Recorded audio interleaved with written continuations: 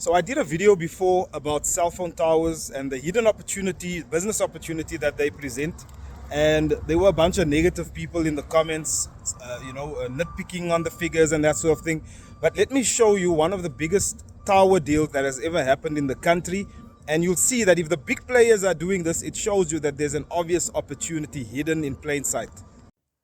So Telkom owned a company called SwiftNet, and SwiftNet owned all Telkom's cell phone towers, about 4,000 cell phone towers across South Africa. And that business, SwiftNet, was sold for 6.75 billion recently. So let's dig into these numbers. So if you look at Telkom's 2024 financial report, you'll see that the revenue by SwiftNet was about 1.3 billion for the year.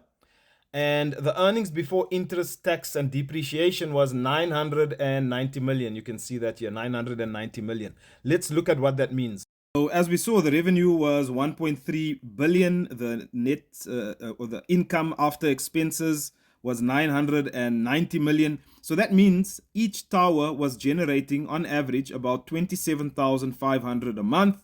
And the average net income after expenses was 20,000 a month.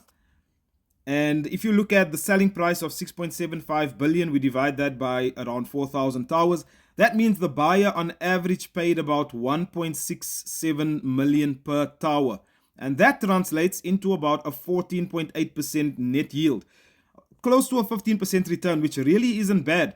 And because of the demand, right? And that's what this company, that's what the buyer of this portfolio mentioned, that because of the demand for data and streaming and just the usage that this industry is going through because of the demand from consumers, they can grow this portfolio and the income per tower, which means it can become a very lucrative business for them. So if these big players are doing this, there must be an opportunity somewhere in here for the smaller player.